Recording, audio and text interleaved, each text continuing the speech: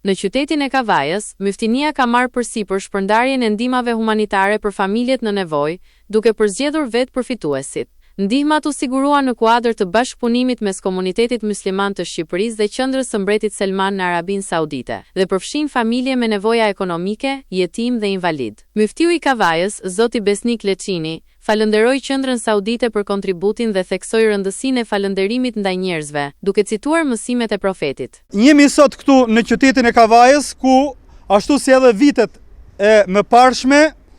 në kuadër të bashkëpunimit ndërmjet Komunitetit Musliman të Shqipërisë dhe Qendrës së Mbretit Selman për bamirësi dhe ndihma humanitare në Mbretërinë e Arabisë Saudite, shpërndajmë ndihma për familjet në nevojë, ku përfshihen kategoritë ndryshme, siç janë invalid, jetimët dhe familjarë të tjerë të cilët kanë nevojë për mbështetje ekonomike.